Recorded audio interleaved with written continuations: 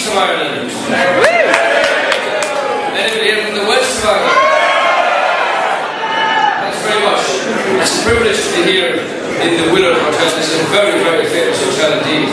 I understand that Abraham Lincoln stayed here in the original building for a number of weeks before he was inaugurated, and the late Dr. Martin Luther King actually wrote one of his famous speeches here at the Willard Hotel.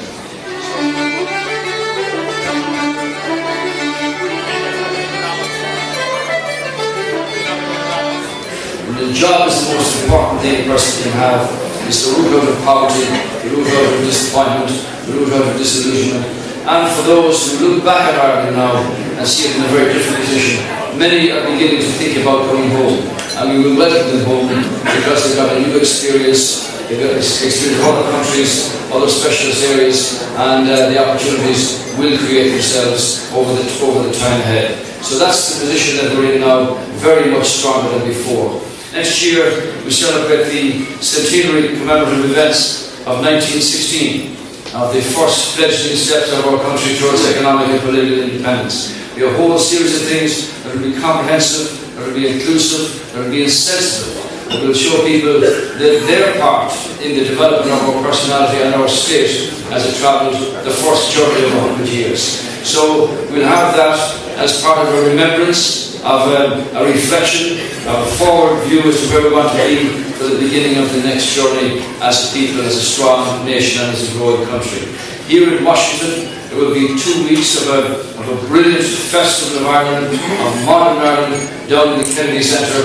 Those of you who will be here in Washington next year will have the opportunity to participate in that. In music, culture, tradition, art, every kind of opportunity to present to our country in the strongest way possible. 2 other issues. One is Northern Ireland.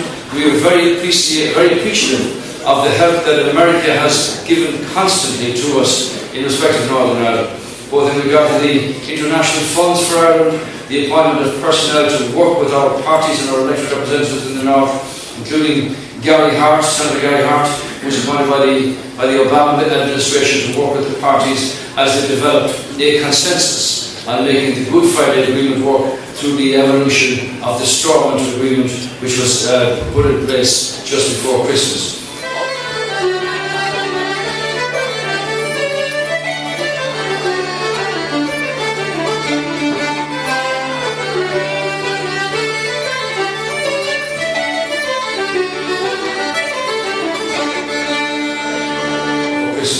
Always these things can have little difficulties here and there, and there's one at the moment that we hope that it can be worked out.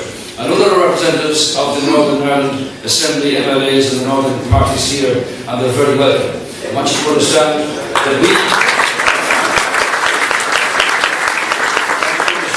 we work closely with our Northern elected representatives through the North-South Ministerial Council. We work with them on areas of education, cross-border activity and transport and health and business and all of these things, because everybody wants to see a peaceful and a prosperous Ireland where there's opportunity for all people, irrespective of class or creed. And we commit ourselves to working with the British government as co-guarantors of the Good Friday Agreement in making this happen for the time ahead. I'm sure you appreciate that these things can be sensitive, it will require strong leadership and clear commitment to actually make them happen and drive it on.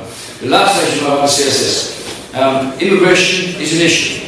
I know there are 50,000 Irish in America who are undocumented. We would like them to be able to have a legitimate way of becoming citizens of this great country here.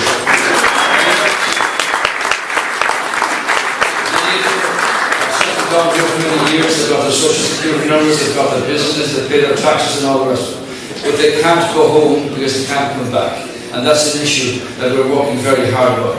Today I met with President Obama, I met with Vice President Biden, I met with Speaker McConnell, Minority Leader, Speaker Bader, Majority Leader Mitch McConnell, Minority Leader Harry Reid, and so many others across the political divide. I met with the Friends of Ireland on all sides. I met with everybody who counts in politics in the Capitol building today, where we had the Speaker's lunch and several meetings afterwards. The issue is, how do you devise a system that works effectively so that people can have legitimate citizenship if that's what they wish to do?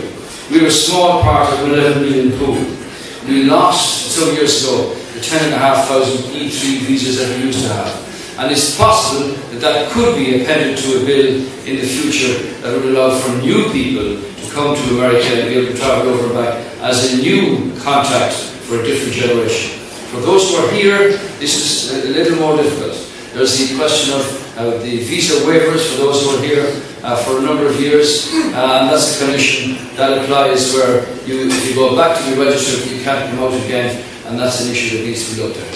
So spoken to them all, it's a case of whether you can have comprehensive immigration or whether you can do it bit by bit. I'm not actually that confident that given the circumstances that apply at the moment that you'll see this in the near future. But it's something that we are going to continue to work with the American administration on. President Obama made an executive decision that in many ways would help many of the Irish who are documented here. And that decision is currently locked into a legal process in the courts. I can't comment on that because I can't make any decision on it.